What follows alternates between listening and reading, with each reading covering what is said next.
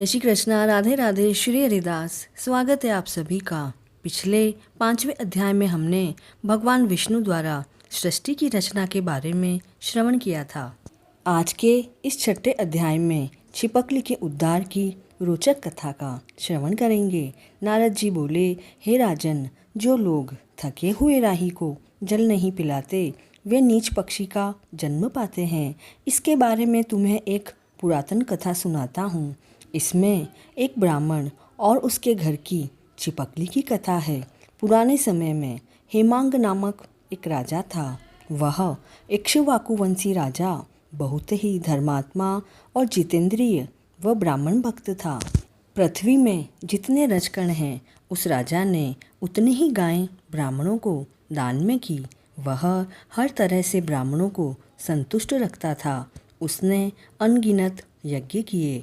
उसके यज्ञ की कुशाओं से पृथ्वी भर गई थी। भूमि दान, स्वर्ण दान और अन्नदान आदि जो भी दान हैं उस राजा ने वे सभी किए, लेकिन जल का दान नहीं किया।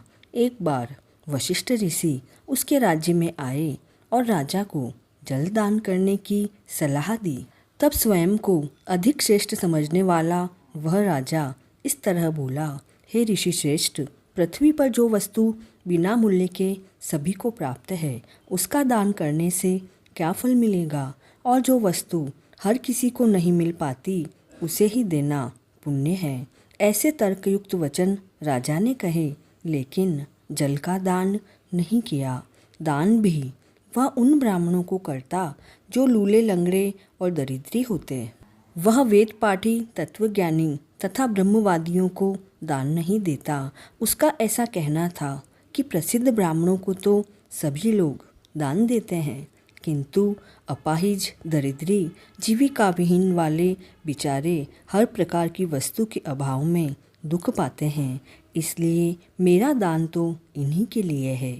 इस तरह वह दुर्बुद्धि राजा कुपात्रों को ही दान करता रहा, जिसके कारण वह राजा 3 जन्मों तक पक्षी योनि को प्राप्त हुआ।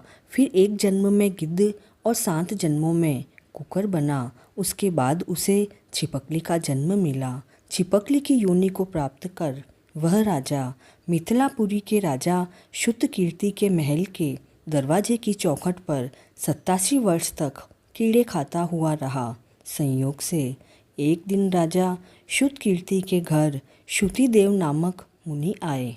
तब राजा मुनि को देखकर बड़ा प्रसन्न हुआ।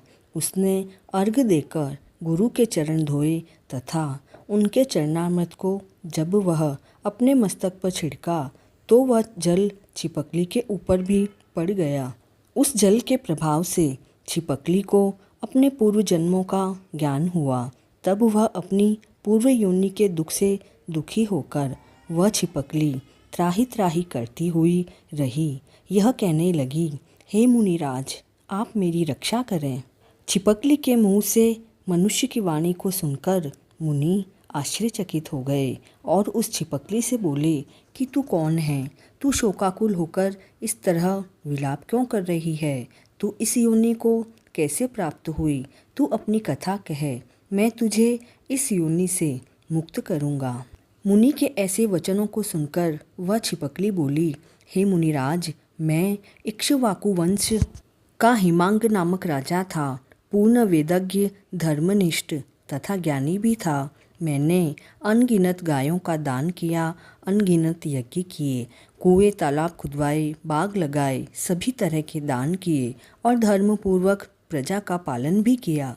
किंतु फिर भी मैं 10 जन्मों तक चातक, गिद्ध तथा कुत्ते की योनि को पाकर अब 12वें जन्म में छिपकली की योनि में आ पड़ा हूँ।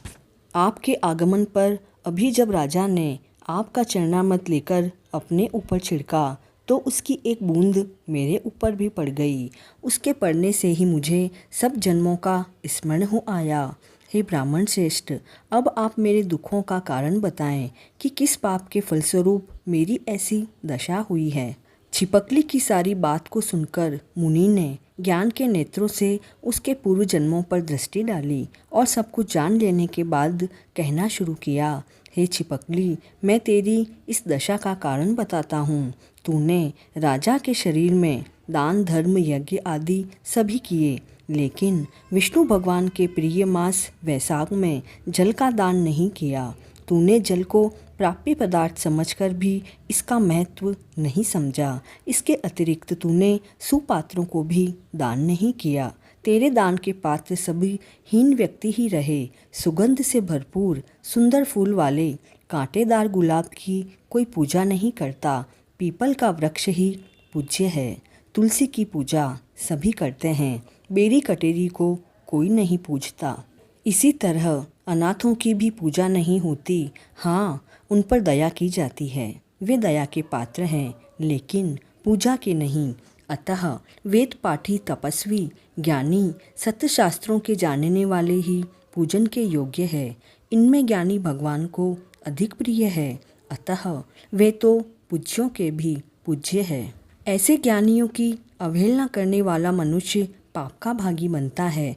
तीर्थ स्नान एवं मूर्ति पूजन भी तत्काल फलदायक नहीं होता, किंतु ज्ञानी महात्माओं के तो दर्शन से ही मुक्ति मिल जाती है। हे इक्ष्वाकु वंशज, तूने तो यह दोनों ही कार्य त्यागे हैं, अर्थात न तो तूने जल का दान किया और न ही ज्ञानी महात्माओं तथा वेद पाठियों का आदर किया। इस कारण तू ऐसी दशा को प्राप्त हुआ। हे राजा, मैंने जो वैशाख मास में पुण्य किया है उसका फल मैं तुझे दूंगा। यह कहकर मुनिवर ने जल हाथ में लेकर अपने पुण्य फल का संकल्प करते हुए वह जल छिपकली पर छिड़क दिया। उस जल के प्रभाव से राजा ने छिपकली की देह त्याग कर सब पापों से मुक्त हो दिव्य शरीर धारण किया। फिर सबके देखते देखते उसके लिए आकाश से विमान भी आया।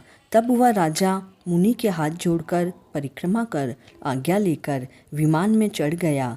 जब वह विमान स्वर्ग को चला तब देवता स्तुति करके उस पर फूल बरसाने लगे। फिर स्वर्ग में 10,000 वर्षों तक सभी सुखों को भोग करने के बाद वह इक्ष्वाकु वंश में राजा काकुस्थ के नाम से उत्पन्न हुआ। वह राजा 7 द्वीपों पर राज्य करता था। वह पुनः बड़ा ब्राह्मण भक्त, साधु सेवी और परमार्थ का ज्ञानी भी बना। वह न्यायपूर्वक राज्य करता। एक दिन वशिष्ठ मुनि उसके राज्य में आए। उन्होंने उसे वैशाख मास के सभी धर्म कर्म बताए। तब राजा ने मुनि के बताए अनुसार सभी कार्य किए और सब पापों से छुटकारा पाकर विष्णु भगवान की सायुज्य मुक्ति प्राप्त की। यह वैशाख मास सब फलों को देने वाला है। इस पवित्र मास में जो मनुष्य यथाशक्ति दान धर्म करता है वह दीर्घायु होकर भगवान का प्रिय बनता है और सभी पापों से छूटकर वैकुंठ लोक को जाता है। वैशाख मास मातम्य का 6वां अध्याय पूर्ण हुआ। जय श्री कृष्ण।